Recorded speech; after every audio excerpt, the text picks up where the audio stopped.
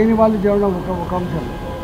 కానీ anti defection law ఉండిన తర్వాత రాజ్యసభ సభ్యులు కావచ్చు, లోకసభ సభ్యులు కావచ్చు, ఇవాళ లేదా ఎమ్మెల్యేలు కావచ్చు, ఎమ్మెల్సీలు కావచ్చు, యాంటీ డిఫెక్షన్ లా ఉండగా దాన్ని గుట్టదాఖలు చేస్తూ, దాన్ని అపహాస్యం చేస్తూ, అవహేళన చేస్తూ ఈ భాజపా కండకప్పుకునే పద్ధతి మంచిది కాదు.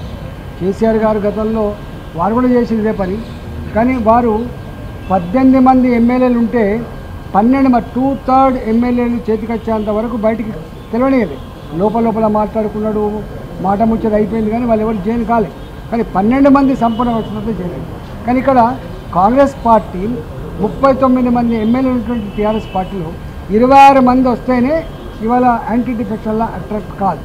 కానీ ఏ ఎమ్మెల్యేకి ఆ ఎమ్మెల్యేని కనుగప్పి ఇప్పటికే 5 మందిలో 6 మంది తీసుకున్నారు. అంటే బరిదగించిన పని అన్నట్టు. చట్టం ఏం చేస్తుంది? స్పీకర్ మా వాళ్ళే ఉన్నారు, మా స్పీకర్ ఉండగా మీ సభ్యత్వాలు పోవాలని మాట చెప్తున్నారు. ఇది మంచిది కాదు. డెఫినెట్గా చట్టం సుప్రీంకోర్టు ఉంటుంది, హైకోర్టు ఉంటుంది.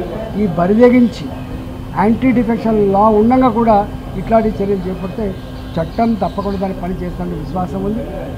ఈ పద్ధతి మంచిది కాదు. సార్, ఫైనల్ ప్రతి ఎన్నికల్లో బీజేపీ ఓట్ల శాతం, సీట్ల శాతం పెంచుకుంటున్నారు. మరి రానున్న భవిష్యత్తు ఎలా ఉండబోతుంది?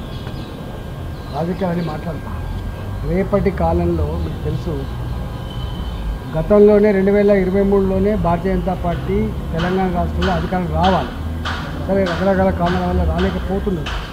కానీ దాని తరువాత జరిగిన ఎన్నికల్లో ఇవాళ ఎమ్మెల్యే ఎన్నికల్లో 14 నుంచి 15% ఓటు సాధించుకున్నాం. ఈ 6 నెలల కాలంలోనే 14-15% ఉన్నటువంటి Bharatiya Janata party vote bank ఇలా 36% పెరిగింది, 35-30%.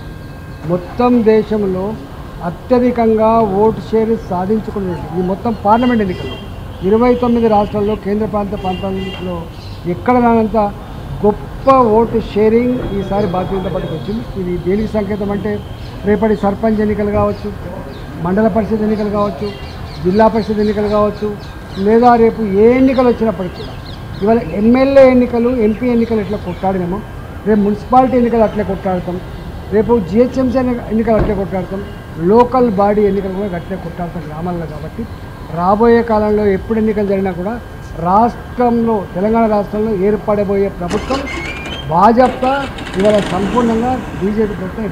సార్, ఒక